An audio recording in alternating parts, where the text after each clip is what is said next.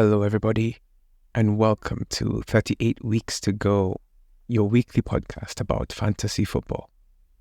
It is 2024. Happy New Year, everybody. We survived December. Well, most of us did. How was December for you? The trickiest month of fantasy. When you look at yourselves in the mirror, what do you tell yourselves? For me, it's, I could have done better. I made a few bad decisions, especially with players on my bench. But I managed to make my team and I was competitive, so it's okay. What I feel bad about the most is that I got out of the cup. I got knocked out of the cup. I got 35 points and the guy who knocked me out got 37. Frustrating. We are officially past halfway. We have 18 weeks left to go. Wow. Where did the time go? It feels like we just started the other day. As we review this week, I must start off by saying you must know now that Africa Cup is happening next week and Asia Cup is happening next week. Therefore, all of your African players and all of your Asian players that were called up will be leaving or are gone. One of the most painful things I learned over this holiday is that the wild card expires on December 30th at 5 p.m. Kenyan time. Or 2 p.m. European time, I guess, British time. I was unable to use my first wildcard. That hurts me so much. I have learned that next year I will use it on December 29 if I keep it that late. I hope all of you guys who had your first wildcard managed to use it. Also, I just want to shout out one of our listeners and good friend of the show, Mr. Tommy Oladipo. He really helped me out with something called FPL Mundo, and you'll be seeing the results in the fantasy page on Instagram. So keep an eye out on the page. If you don't follow it already, it is 38 weeks to go. So let's get into it. Let's go over last year's games. So the first game of the day was Chelsea versus Luton. I hate Palmer. So much that I've brought him back into my team. I've decided he's going to play and he's going to give me all those points or he's going to give me none of those points. But I'm not chucking him from my team anymore. I'm frustrated with him. Chelsea almost drew this game from the jaws of victory. It was wild. Luton are tough. Last year, when I said that Luton are going down, I may want to rephrase it a bit. They're going to give a challenge. It won't be as easy as it initially looked. Chelsea went 3-0 up, and then Adebayo and Ross Barkley clawed 2 goals back for the home side, and it ended 3-2. Palmer had 2 goals, Madueke had 1. On assists, Palmer had an assist, and Nicholas Jackson had the other. Doherty had 2 assists for Luton, and if you've been listening, I've been recommending him, so I'm feeling very proud of myself, even though I don't have him in my team. Palmer got the bonus points, all 3 of them. Doherty had 2, and Barkley had 1. Aston Villa 3, Burnley 2. This game was much tougher than it looked, and it needed a late goal for Aston Villa to win the game. They were the better team, but it wasn't straightforward. These bottom sides are really showing that they're not going to go down so easily, even if they're going to go down. You know? Foster is back for Burnley. He had taken a bit of a break because he was having some mental health issues. It's good to see him back, and it's good to see him amongst the goals. The South African is back. Foster and Amdouni scored for Burnley. Bailey, Douglas Luiz, and Diaby scored for Aston Villa. Watkins got 2 assists, and Duran had 1. Goodmanson and O'Shea had the assists for Burnley. When it comes to bonus points, Douglas Luiz had 3, Amdouni had 2, and Bailey had 1. And there's a bit of a trend. And the trend is that the usual suspects are showing up. Crystal Palace 3, Brentford 1. Olise 2 goals. Eze 1. The way I talk about these guys, you'd think that they sponsor this show. Also, if you want to sponsor the show, hit me up. So, once the dynamic duo is back, they are going to be dangerous.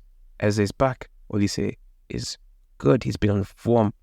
And I'm seeing even one of our people had him as captain. Now that is bravery. Lewis Potter, who I've been saying is probably the best bet in Brentford, scored again. So I'm happy that that is working out for him. Maybe even Tony's coming back soon, and that will really help Brentford pick up their form.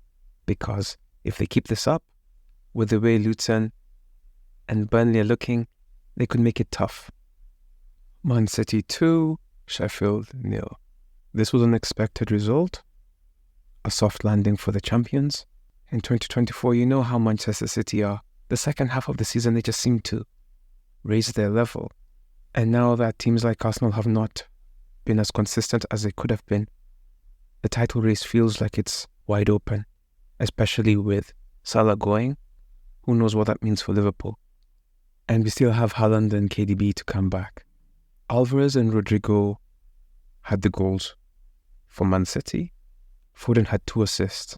Foden was immense in this game, and it's not for lack of trying that they only won 2-0. He was just super creative, and he might be somebody good to bring into this period of time when all these Son guys are out. I wanted to remove Alvarez, but he has really carried my team.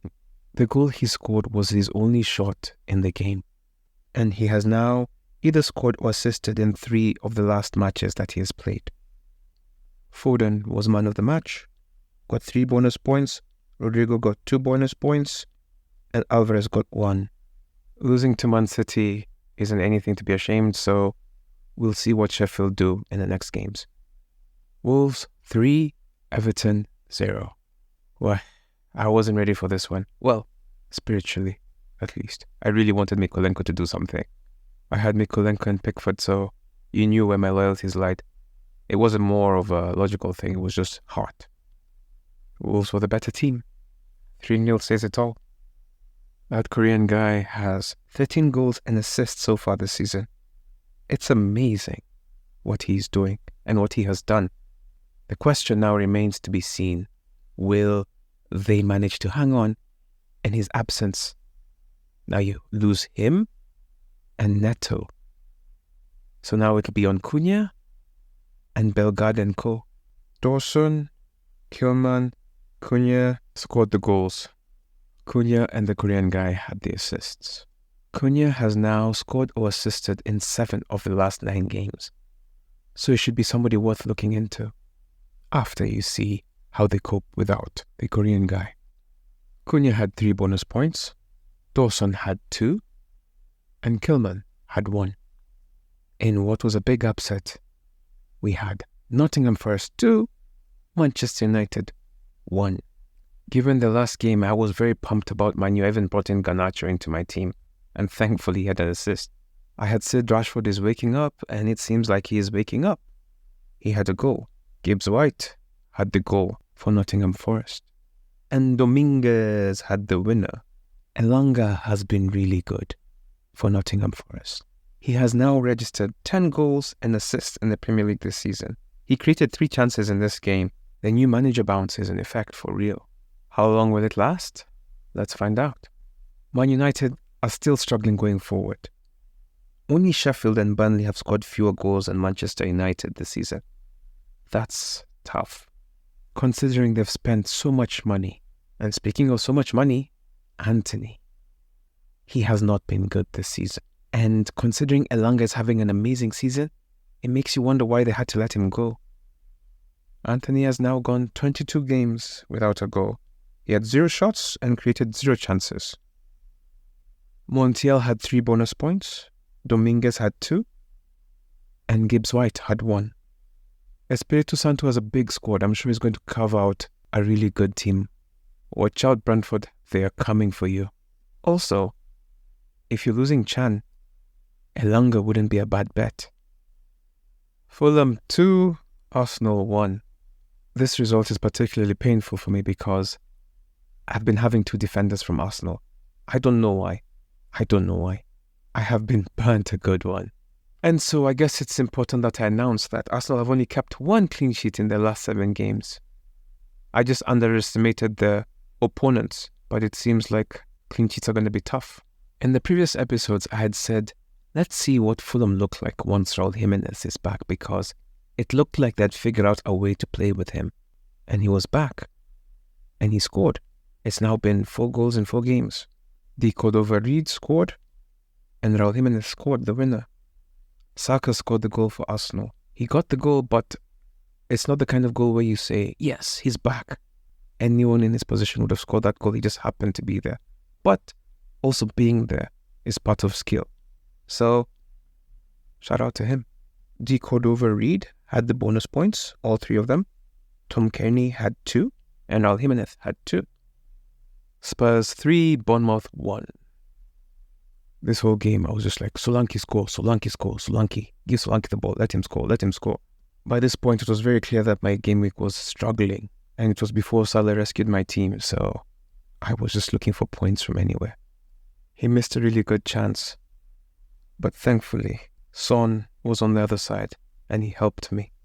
Richarlison scored, Sarr scored, Son scored. Lo Celso had 2 assists, and Brennan Johnson had an assist. Scott scored for Bournemouth. Remember us talking about him last week? Bournemouth have players, and he showed up. After I removed Tavernier, he shows up with an assist. This is some BS. Lo Celso got the 3 bonus points. Thankfully, Son got 2 bonus points, and Tavernier had 1. Liverpool 4, Newcastle 2. If Liverpool had won this game 10-2, that would have been a fair result. They were dominant in this game, coupled with Newcastle's poor form this season and their even poorer form away from home. This result for me was a sure thing, and that's why Salah was my captain. When Salah missed a penalty, or rather, when the penalty was saved, I really don't like it when people don't give credit to the keeper. Salah didn't miss a penalty, the penalty was saved. So, when the penalty was saved, I was like, oh no, hey, what's going to happen with my captain? But thankfully, he made up for it with 2 goals and an assist and the 3 bonus points. It's like he was just saying, okay guys, let me just do this thing, then I go to Africa, then I'll come back. He was just like, okay, bye-bye guys. In fact, if it wasn't for Nunez, they would have scored more. I don't know what Nunez needs. He's lucky that he's being hidden and that the pressure isn't so great on him. Because if it was, I don't think he'd be able to handle it. The hate that he would receive would be too much. Gakpo has been in sort of good form of late, and either him or Diogo Jota might be good replacements for Salah in the midfield, because we know they will play now. Curtis Jones was also really good in that midfield. Salah had 2 goals, Gakpo had 1, Jones had 1. Jota had 2 assists, Darwin had 1 assist, and Salah had 1 assist. For Newcastle, Botman scored and Isak scored. Gordon thankfully still gave us points. Longstaff had the other assist. It must be noted that Dubravka made 10 saves in this game. He really was the only thing that kept this game respectable, if you can call it that, compared to Alisson's 1 save. Salah had the 3 bonus points, Curtis Jones had 2, and Dubravka was rewarded for his efforts with 1 bonus point. This is where I must announce that he was on my bench. But it was a right call, but yeah. West Ham 0, Brighton 0. An active 0-0 game. Brighton had the better chances. Areola was forced into 8 saves. And because of that, he got 3 bonus points for not conceding. It's the 3rd game in a row that this boy hasn't conceded. Is anyone else as frustrated as I am? He has single-handedly shaped our table over December. The biggest differential. Defenders were the winners in this game. Areola had 3 bonus points, Steele had 2, and Van Hecke had 2. Also, we must officially recognize that Brighton have officially kept a clean sheet. Woo! So, when it looks to performers of the week, let's start with the keepers. Areola had 11 points. Steele and Dubravka had 8. Edison, Jose Sarr had 6. Areola is now the 2nd best goalkeeper to have in fantasy. When it comes to defense, the Wolves players led the way. Kilman had 13, Dawson had 14, Montiel had 12, Doty had 9, Van Hecke had 8, Estupinian, Webster, Mitchell, Akanji, Ake, Walker, Vardiol, Botman, Emerson, Ogbonna, Mavropanos, Semedo, Totti had 6. When it comes to midfielders, Palmer leads away by 18. Salah with his Haidera had 16. Olise had 15. Foden had 12. Lo Celso had 11. Lo Celso is 4.8. Wow. Douglas Luiz had 10, along with Cordova Reed and Rodri. Eze, Curtis Jones, Dominguez, Son had 9. Bailey, Barkley, Richarlison had 8. The midfield was amazing this round. When it comes to forwards, Cunha had 12. Watkins had 8. Amdouni had 7, along with Raul and Alvarez. Foster, Adebayo, Isak had 6. When it comes to the 38 weeks to go table, there have been no changes at the top. Alexander Mutune is still number 1. He has 12-14 points. He got 83 points. Also, 59 points was the average score for the game week. If you got above 59, well done. Number 2 is Goodness Gracious Me with 81. He got 12.06. Number 3 is Vic City, and he has 11.93. He got 69 points. So he really didn't make the right decision. And by that, I mean he captained Bowen instead of Salah. Also more painful than that is that his first sub was Palmer with 18 points on the bench. Leon Mortier had 78 points. And so now he's 3 points behind number 3. And number 3 is about 13 points behind number 2. And number 2 is 8 points behind number 1. After Leon, there's a 40-point gap between him and number 5, and that's held by Adan.